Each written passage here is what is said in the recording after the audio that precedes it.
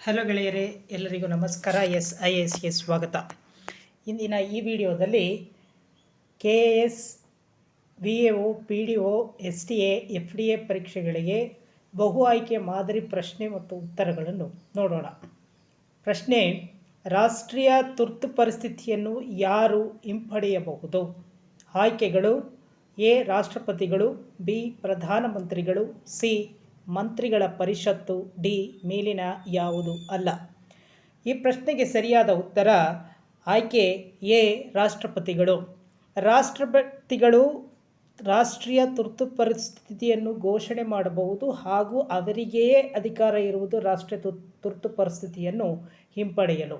ಅದು ಪ್ರಧಾನಮಂತ್ರಿಗಳ ಮಂತ್ರಿಮಂಡಲದ ಸಲಹೆಗಳು ಒಳಗೊಂಡಿರುತ್ತದೆ.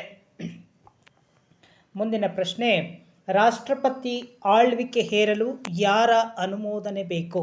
ಆಯ್ಕೆಗಳು: ಎ. ಮಂತ್ರಿಗಳ ಪರಿಷತ್ತು, ಬಿ. ಲೋಕಸಭೆ, ಸಿ.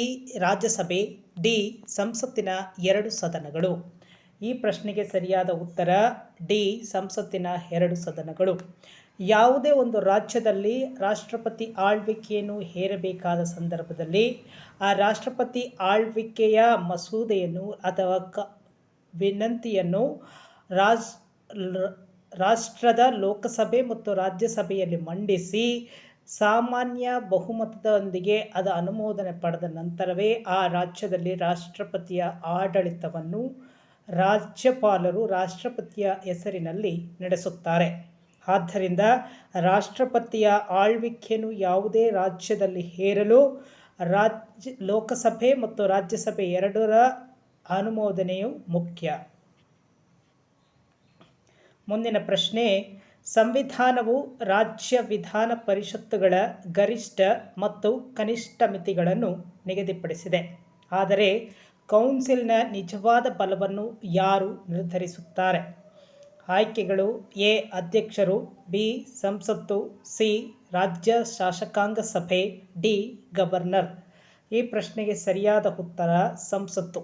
ಯಾವುದೇ ಒಂದು ರಾಜ್ಯದಲ್ಲಿ ವಿಧಾನ ಪರಿಷತ್ತನ್ನು ಸ್ಥಾಪಿಸಲು ಅಥವಾ ಆ ವಿಧಾನ ಪರಿಷತ್ತಿನಲ್ಲಿರುವ ಸದಸ್ಯರ ಸಂಖ್ಯೆಗಳನ್ನು ನಿಗದಿಪಡಿಸಲು ಸಂಸತ್ತಿಗೆ ಮಾತ್ರ ಅಧಿಕಾರವಿರುತ್ತದೆ. ಯಾವುದೇ ಒಂದು ರಾಜ್ಯವು ಆ ರಾಜ್ಯದಲ್ಲಿ ವಿಧಾನ ಪರಿಷತ್ತನ್ನು ಸ್ಥಾಪಿಸಬೇಕೆಂದು ಇಚ್ಛಿಸಿದಲ್ಲಿ ಅದು ಆ ರಾಜ್ಯಪತ್ರದ ಮೂಲಕ ಕೇಂದ್ರ ಸರ್ಕಾರಕ್ಕೆ ವಿನಂತಿಯನ್ನು ಅಥವಾ ಮನವಿಯನ್ನು ನೀಡಿದ ನಂತರವೇ ಕೇಂದ್ರ ಸರ್ಕಾರವು ಸಂಸತ್ತಿನಲ್ಲಿ ಆ ರಾಜ್ಯದ ವಿಧಾನ ಪರಿಷತ್ತಿನ ರಚನೆಯ ಮಸೂದೆಯನ್ನು ಮಂಡಿಸಿ ಅನುಮೋದನೆ ಪಡೆದ ನಂತರ ಅದು ವಿಧಾನ ಪರಿಷತ್ ಆ ರಾಜ್ಯದಲ್ಲಿ ಸ್ಥಾಪಿತವಾಗುತ್ತದೆ. ಆದ ಕಾರಣ ಸಂವಿಧಾನದಲ್ಲಿ ರಾಜ್ಯ ವಿಧಾನ ಪರಿಷತ್ತುಗಳ ಗರಿಷ್ಠ ಮತ್ತು ಕನಿಷ್ಠ ಮಿತಿಗಳನ್ನು ನಿಗದಿಪಡಿಸುವ ಅಧಿಕಾರವನ್ನು ಸಂಸತ್ತು ಹೊಂದಿರುತ್ತದೆ. ಮುಂದಿನ ಪ್ರಶ್ನೆ: ಕೆಳಗಿನವುಗಳಲ್ಲಿ ಯಾವುದು ಭಾರತದಲ್ಲಿ ಸಾರ್ವಜನಿಕ ವಿತರಣಾ ವ್ಯವಸ್ಥೆಯ ಭಾಗವಾಗಿದೆ? ಆಯ್ಕೆಗಳು: ಸಹಕಾರಿ ಮಳಿಗೆಗಳು, ಮಿಲಿಟರಿ ಕ್ಯಾಂಟೀನ್ಗಳು, ಸೂಪರ್ ಬಜಾರ್ಗಳು, ನ್ಯಾಯಬೆಲೆ ಅಂಗಡಿಗಳು. ಈ ಪ್ರಶ್ನೆಗೆ ಸರಿಯಾದ ಉತ್ತರ ಆಯ್ಕೆ ಡಿ. ಕೇವಲ 1 ಮತ್ತು 4 ಮಾತ್ರ. ಏಕೆಂದರೆ ಸಹಕಾರಿ ಮಳಿಗೆಗಳಲ್ಲಿ ಸಾರ್ವಜನಿಕವಾಗಿ ನಾವು ವಸ್ತುಗಳನ್ನು ಖರೀದಿಸಲು ಅವಕಾಶವಿದೆ ಅಥವಾ ವಸ್ತುಗಳನ್ನು ಸಾರ್ವಜನಿಕ ವಿತರಣೆ ಮಾಡುವ ವ್ಯವಸ್ಥೆ ಇದೆ.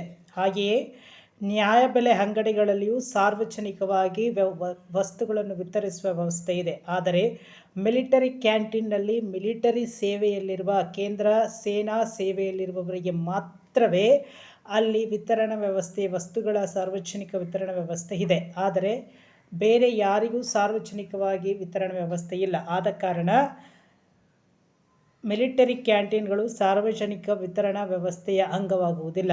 ಸೂಪರ್ ಬಜಾರ್ಗಳು ಅದು ಪ್ರೈವೇಟೈಸ್ಡ್ ಆಗಿದ್ದು ಕೇಂದ್ರ ಸರ್ಕಾರದ ಯಾವುದೇ ಸಾರ್ವಜನಿಕ ವಿತರಣಾ ವ್ಯವಸ್ಥೆ ಅದರಲ್ಲಿ ಇಲ್ಲದಿರುವುದರಿಂದ ಅದು ಕೂಡ ಸರ್ಕಾರದ ಸಾರ್ವಜನಿಕ ವಿತರಣಾ ವ್ಯವಸ್ಥೆಯ ಅಂಗವಾಗುವುದಿಲ್ಲ. ಆದ ಕಾರಣ ಸಹಕಾರಿ ಮಳಿಗೆಗಳು ಮತ್ತು ನ್ಯಾಯಬೆಲೆ ಅಂಗಡಿಗಳು ಮಾತ್ರ ಭಾರತದಲ್ಲಿರುವ ಸಾರ್ವಜನಿಕ ವಿತರಣಾ ವ್ಯವಸ್ಥೆಯ ಭಾಗವಾಗಿದೆ. ಮುಂದಿನ ಪ್ರಶ್ನೆ: ಭಾರತೀಯ ಜೇನುತುಪ್ಪದ ಅತಿ ದೊಡ್ಡ ಆಮದುದಾರ ಯಾವುದು? ಆಯ್ಕೆಗಳು: A. USA, B. Germany, C. China, D. Italy. ಇಲ್ಲಿ ನೀಡಿರುವ ಈ 4 ದೇಶಗಳಲ್ಲಿ ಭಾರತದಿಂದ ಜೇನುತುಪ್ಪವನ್ನು ಆಮದು ಮಾಡಿಕೊಳ್ಳುವುದು, ಅಂದರೆ ನಮ್ಮ ದೇಶದಿಂದ ಆ ದೇಶಕ್ಕೆ ರಫ್ತು ಮಾಡುವುದು, ಕಳಿಸಿಕೊಡುವಂಥದ್ದು. ಆಗ USA United States of America ದೇಶವು ಭಾರತದಿಂದ ಅತಿ ಹೆಚ್ಚು ಜೇನುತುಪ್ಪವನ್ನು ಆಮದು ಮಾಡಿಕೊಳ್ಳುವ ಅಥವಾ ತರಿಸಿಕೊಳ್ಳುತ್ತಿರುವ ದೇಶವಾಗಿದೆ. ಮುಂದಿನ ಪ್ರಶ್ನೆ, ಲಕ್ಷದ್ವೀಪದ ಕೆಳಗಿನ ಯಾವ ಉಪಗುಂಪನ್ನು ಹಿಂದೆ ಕ್ಯಾನನೋರ್ ದ್ವೀಪಗಳು ಎಂದು ಕರೆಯಲಾಗುತ್ತಿತ್ತು?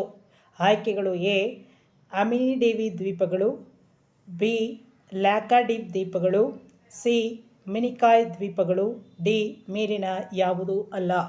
ಈ ಪ್ರಶ್ನೆಗೆ ಸರಿಯಾದ ಉತ್ತರ ಲ್ಯಾಕಾಡಿವ್ ದ್ವೀಪಗಳು. ಲಕ್ಷದ್ವೀಪದ ಲ್ಯಾಕಾಡಿವ್ ದ್ವೀಪಗಳು ಹಿಂದೆ ಕ್ಯಾನನೋರ್ ದ್ವೀಪಗಳು ಎಂದು ಕರೆಯಲಾಗುತ್ತಿತ್ತು.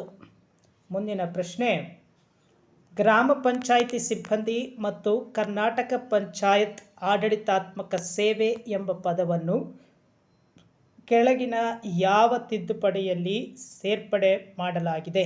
ಆಯ್ಕೆಗಳು: 1ನೆಯ ತಿದ್ದುಪಡಿ 2015ರಲ್ಲಿ, 2ನೆಯ ತಿದ್ದುಪಡಿ 2015ರಲ್ಲಿ, 2010ರ ತಿದ್ದುಪಡಿ, 2012ರ ತಿದ್ದುಪಡಿ.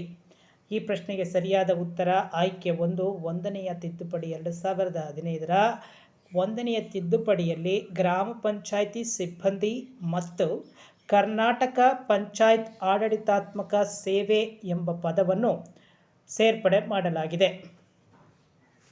ಮುಂದಿನ ಪ್ರಶ್ನೆ, ಕೆಳಗಿನ ಯಾವ ಅಧಿನಿಯಮದಿಂದ ಪಂಚಾಯಿತಿ ಅಭಿವೃದ್ಧಿ ಅಧಿಕಾರಿಯನ್ನು ಹೊಂದಲು ಅವಕಾಶ ಕಲ್ಪಿಸಲಾಗಿದೆ?